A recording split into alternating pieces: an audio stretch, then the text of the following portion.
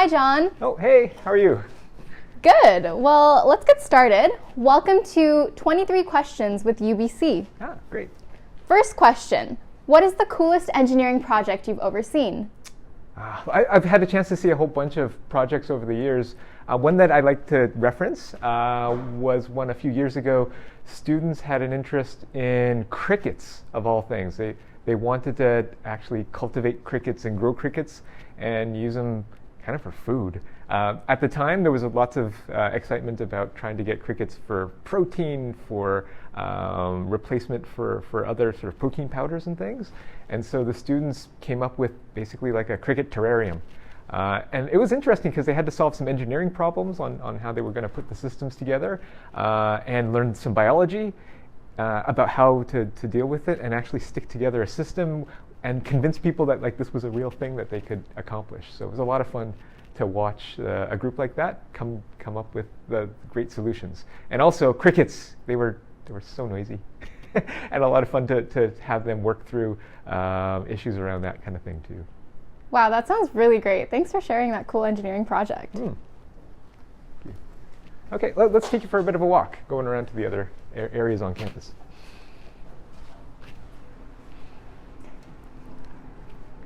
So our next question, what is this space used for? So this space is used by people like this. This is the integrated engineering club space, and we were over in the workshop on the other side. And this is where the program functions. This is sort of the heart and soul location for us. And for the students, they take on so many different projects. They try to work on so many different student teams and courses and try to balance all these things out. This serves as a great hub for all that kind of activity. All right. Yeah, I'll take you walk to the outside. Bye, guys.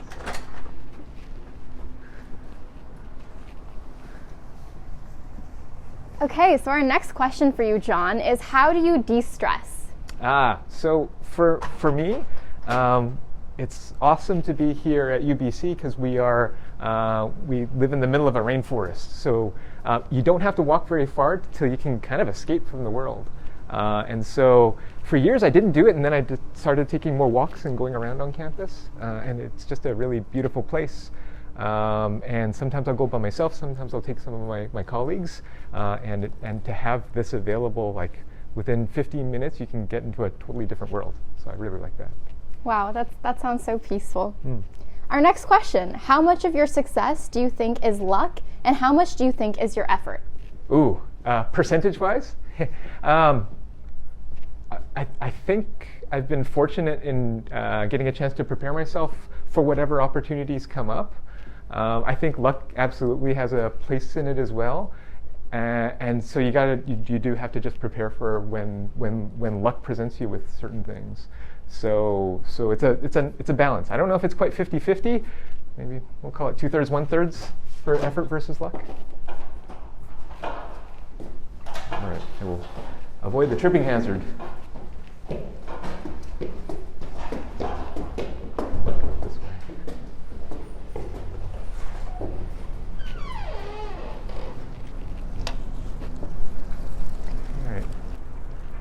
So John, what's your favorite thing about being a professor?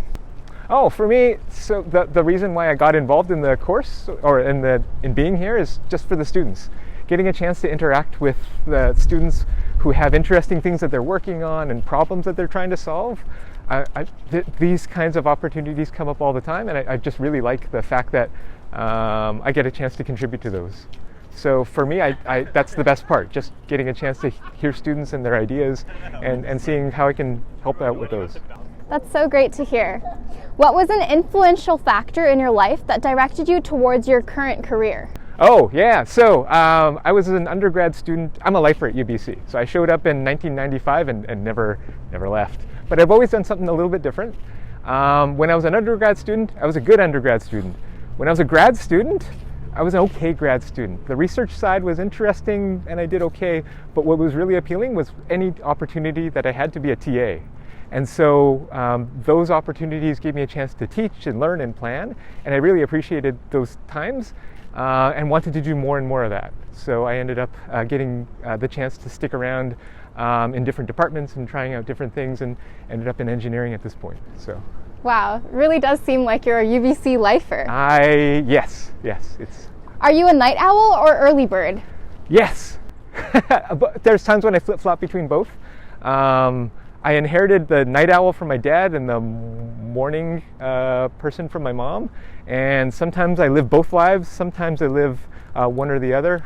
Yeah, right now it's probably more on the night owl side though.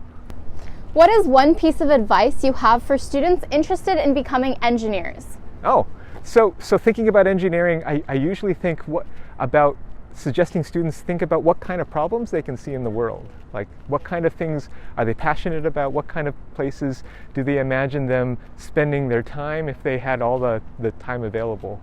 And a lot of times engineering fits in really nicely with the kinds of goals, the kinds of work experiences, the kind of impact that people want to have when they're going through. That's a really great answer. Next question, tea or coffee? Oh, tea. Yeah, I'm trying to lower the coffee intake these days. Why do you think you have the impressive rating of 5 out of 5 on Rate My Prof? I bribe students. No, I don't know. Like I'm pointed to it like once a year, once every couple of years. So I go and see, and students sort of say what they think about things. But it's never a motivator, but it's nice to see. Do you have a go-to teaching stance? Like physically, how I stand? Okay, I've thought about this. I close my eyes too much. So even during this, you probably noticed that sometimes I close my eyes and I'm thinking, and I don't even notice. I showed up a lot on Zoom, and I'm trying to work through that. I also cover my mouth a lot when I'm listening to students, and that tends to be something. Again, I'm trying to work out on my end. So Jon, what's behind you? So this is the engineering cairn. This is kind of like the beacon, the center of the engineering side of campus. And so we have a dedicated crew of undergraduates who will make sure and take care of the cairn, make sure that it's got the E showing. And then sometimes throughout the year, it'll get painted up by other opportunities, like the maple bacon. I don't quite know what that is, but it sounds tasty.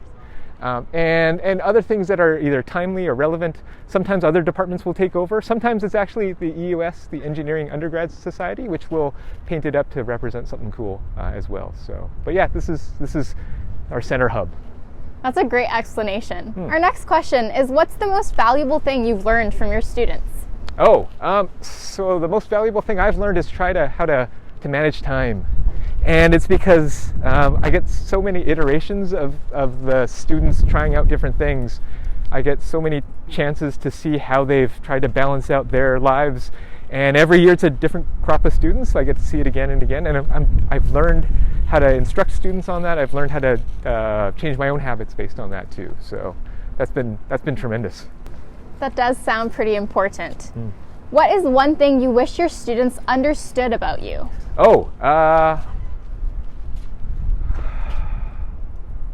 You've stopped me in my tracks.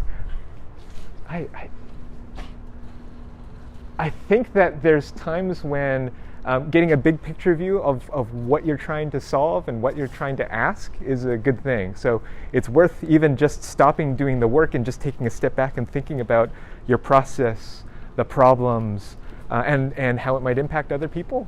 And sometimes it just unlocks a different part of your brain. So stop doing the work and getting perspective is great for making progress as well.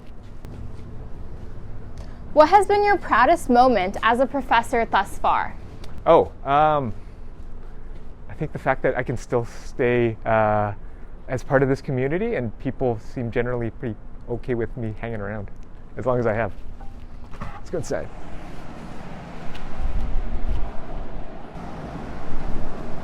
We definitely do love you hanging around. Oh, well, thanks. What's a cause that is important to you? So for me, I get, again, motivated by the things that I'll see students motivated by. So the students that are passionate about issues of EDI, those really touch my heart. The students that see opportunities for technical projects and want to be able to pursue them and use the resources that a place like this has, seeing students want to do things so passionately, that gets me motivated as well. So I like to be the link, if I can, to the UBC machine for a lot of these things. That sounds really cool. Who is the most important person in your life? Oh, folks at home. So between my wife and my kids, they're my rock for how I think about work. And as much as I think about work, all of it's centered around trying to make sure that things are cool and that I learn from them and can support them and love them as much as I can. That's so sweet to hear as well. Common misconceptions about engineering. Oh, so I can imagine some people will think that it's a lot of technical work along the way, and people will want to have problems that are really well defined to work on. And I think people can be good at that, but the real engineers, the ones that really excel, are the ones that think about what's inside a box, what's outside of a box, and how that box actually exists in the rest of the world. They're the ones that help to find problems, that try to find the people that have problems and try to come up with solutions for people. That's what I think people should think about when it comes to engineering.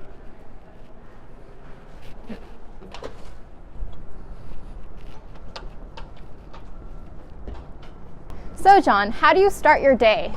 Oh, I have eaten the same breakfast like 95% of the time for the last 12, 15 years. So it's like a smoothie and a bowl of oatmeal. Like that's my rock as well. That sounds quite healthy. Yeah. What's your favorite test question format? Oh, what's my favorite test? I will say it's probably.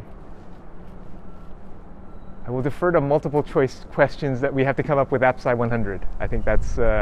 I've been well trained by Dr. Pete and Professor Yeager in coming up with those. Yeah. That's so funny. Yeah. What's the most adventurous thing you've done in your life? I don't. You know what? I'm not a very adventurous person by nature. I mean, the fact that I've stayed at UBC but taken advantage of things around here, I think for me, sometimes reaching out to different communities and trying to get to know people that I wouldn't normally get a chance to interact with. Sometimes being the only person who's reached out to a group, or the first person to try that. It's not totally adventurous when it comes to like jumping off buildings, but sometimes it takes a leap of faith to hope that something good will come out of just trying something different. Still sounds pretty adventurous to me. What do you think will change about engineering in 10 years? Oh, I feel like more and more technology will come in to help with making decisions about how projects will proceed, how efforts will be spent, how resources will be used. And for engineers, I think getting a handle on what that technology looks like and how to take advantage of it will be something really critical for all areas. Wow, that sounds really insightful. Last question. Right. What is something you are looking forward to? Oh, so with timings, my family has usually gone to Japan every 18 months or so. That was put on hiatus for COVID. My wife and kids have made it to Japan a few times, but I've always been tied to campus, so I'm hoping that changes up sometime in the next half year or so. So we're making travel plans, so that's something I'm really looking forward to again. Wow, thanks so much for joining us, Jon. Oh, thank you, and have a good day.